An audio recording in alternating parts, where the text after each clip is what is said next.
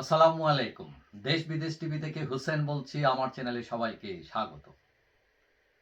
শেখ হাসিনা দিল্লি চলে যাবার পর ইউনূস সরকার ক্ষমতায় বসছেন এবং ইউনূস এবং মোদির মধ্যে একবার ফোনে কথা হয়েছিল, কিন্তু তাদের কোনো বৈঠক হয়নি। বাংলাদেশ এর আগে চেষ্টা করেছিল কিন্তু সফল হয়নি। তো এখন ব্যাংককে আজকে শুক্রবার বৈঠক হয়েছে মোদি এবং ইউনূসের, এবং সেটা হয়েছে স্বল্পকালীন একটা বৈঠক সাইড লাইনে। এখন সেখানে কি কথা হলো এটা নিয়ে অনেকের মধ্যে অনেক উৎস, যে উৎসাহ, কি কথা বললেন তারা। এখন এর আগে আমরা দেখি যে বাংলাদেশ এবং ভারতের সম্পর্ক ইউনূসের আমলে খুবই খারাপ হয়ে গিয়েছিল। ভিসা বন্ধ, রাষ্ট্রদূতকে তলব করা হয়, সীমান্তে সমস্যা, তিস্তা চুক্তি শেষ হয়ে গেছে, এটা রিনিউ করতে হবে, অনেক সমস্যা। এখন প্রেস সচিব শফিকুল আলম মোদি এবং ইউনূসের যে বৈঠক হয়েছে সেই বৈঠকে কি আলোচনা হলো তার একটা ব্যাখ্যা দিয়েছেন। তিনি বলছেন যে ইউনূস মোদির কাছে দাবি করেছেন শেখ হাসিনাকে ফেরত দেওয়ার জন্য, এবং শেখ হাসিনা ভারতে বসে অনলাইনে সংযুক্ত হয়ে বাংলাদেশের রাজনৈতিক অস্থিতিশীলতা তৈরি করছেন বলে অভিযোগ করেন, এবং সীমান্ত সমস্যা, তিস্তা চুক্তি, এইসব বিষয় নিয়ে কথা বলেন।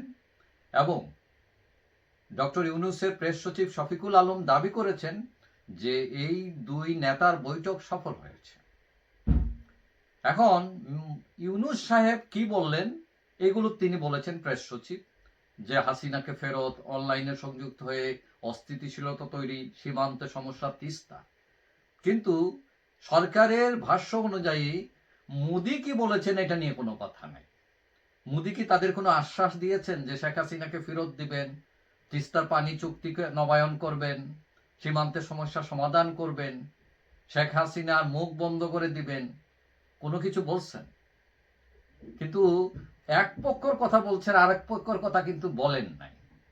তাহলে কি মোদি কি বোবা? তিনি কথা বলতে জানেন না? তিনি কিছুই বলেন নাই, শুধু শুনে গেছেন?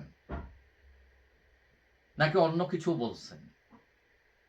তো এটা নিয়ে প্রশ্ন এসছে যে বাংলাদেশ গভর্নমেন্টের যে প্রতিনিধি শফিকুল আলম শুনো এক পক্ষের কথা বলছেন, অন্য পক্ষ কি বলছে সেটা বলেন নাই কেন?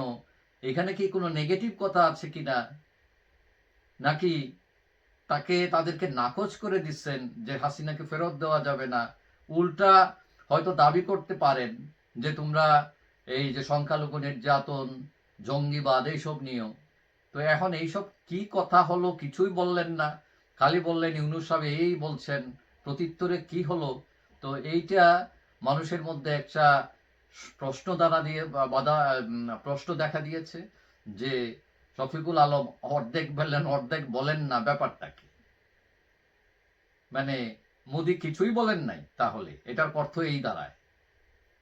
তবে যাই হোক, আমরা আশা করি যে দুই দেশের মানুষের যে সম্পর্ক সেটা যাতে অটুট থাকে, এবং যে সব বিষয় নিয়ে সমস্যা দুই সরকারের আলোচনার মাধ্যমে সেগুলো যাতে সমাধান হয়। যাই হোক, সবাই ভালো থাকবেন।